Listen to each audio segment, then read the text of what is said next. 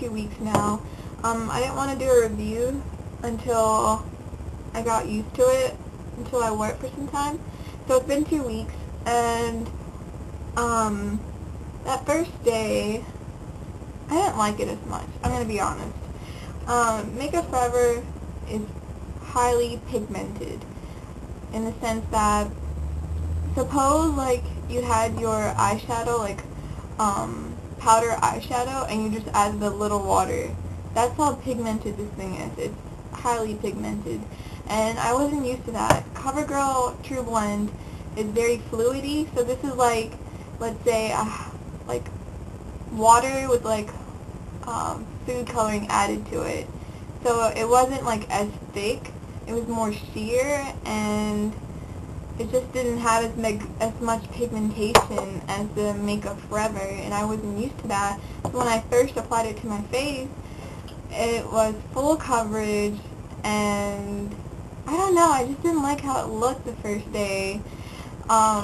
So the second day, I wore my True Blend to see kind of like a difference, an actual difference, and I saw that the True Blend didn't give as much coverage as the Makeup Forever. Makeup Forever does a fantastic job in getting full coverage with minimal product. I only need like a pump and a half for my entire face, which is really good. And it looks like I don't have much on. Like, it doesn't look caked. Like with any other foundation, especially with CoverGirl, to get that full coverage look, you'd have to put on a lot of product, and that makes you look caked. Whereas this, a pump and a half, one pump and a half, and you get that full coverage without looking caked. So initially I didn't like the pigmentation. I thought it was too strong. But then my brush came in the mail. This is the brush I got from Coastal Scents. It came in the mail, and it helped out a lot. So if you're going to be using a really expensive foundation, definitely use a brush with it. Alright, so I have my primer on. So let us apply. So this is how it looks like. It has a cool pump, and I use a brand new CD that I just use it to like put my product in, so I don't waste product on my hand. And then I use a stippling brush, and I just dab it until it's even. Okay, and then I work on one side and stipple, stipple, stipple. And the reason why you stipple is to get that airbrushed look, but I don't really care about the airbrushed look. I just want to make it look sheer and not too heavy. So once I stipple it to spread the product. Once I stipple it, I brush it down. Okay. And then keep going. Okay.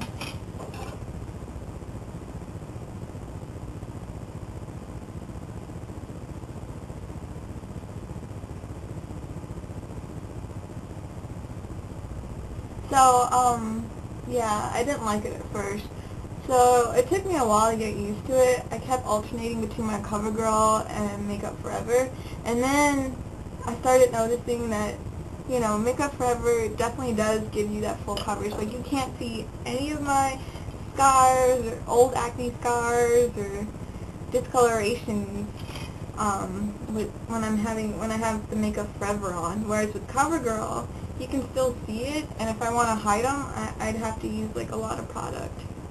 So, and then I was like, okay, now I know I like Makeup Forever. Like, it took some while to actually see the difference, but there truly is a difference. And so now I only wear my Makeup Forever because I like it that much now. So overall, the best thing about Makeup Forever is the fact that you use very little product, you get full coverage, and it does not break out your skin at all. It has some type of product in it that allows your skin to breathe. So you're not breaking out. I feel like it actually makes my skin look better after I take it off. I don't know. I just like it a lot.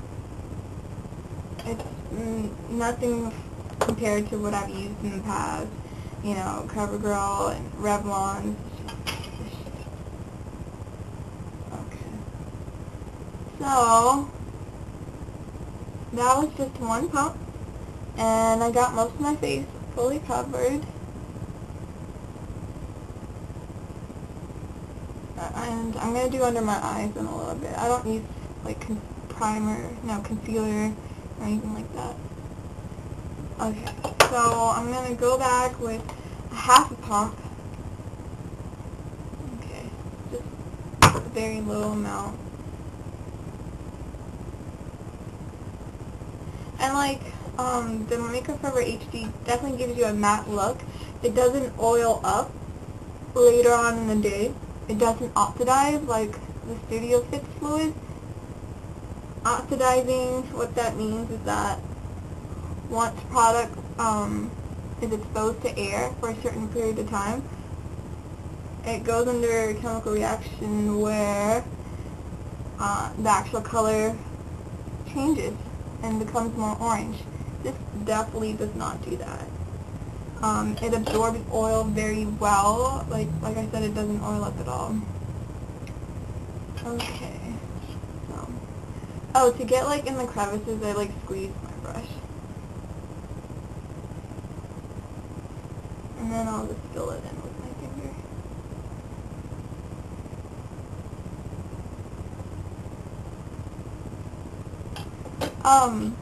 But one thing, okay, CoverGirl, Makeup Forever does have a very good selection in colors, but they didn't have a good selection for my skin tone.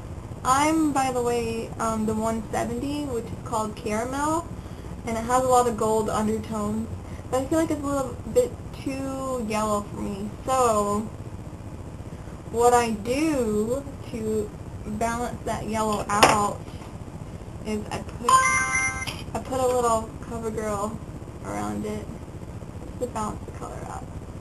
Just a little. Okay. See? My skin looks flawless. Or at least it seems that way for me.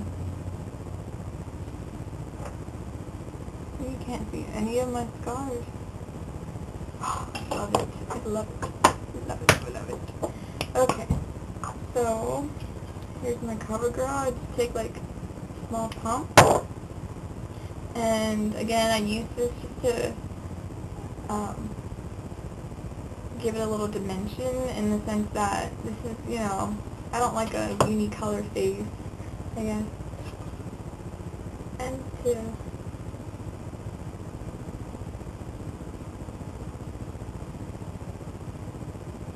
because like I said, the color that I have, the 170, it is a good match, but I feel like it's a little too yellow for me. So I deal with that by using a little CoverGirl. It doesn't affect the properties of the Makeup Forever at all. It still looks matte.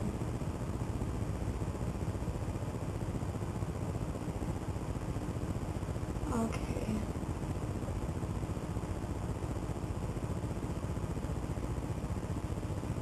And that's pretty much it, guys. Again, I love the Makeup Forever. It gives you a good matte look. It doesn't oil up. It doesn't oxidize. Full coverage with minimal product. You can't beat that. It is $40, however, so it is expensive, but I definitely feel like it's worth it. And when you first get it, you may not be fully convinced by it, but once you start using it for like a week or two, you'll see like the true difference. So anyone that says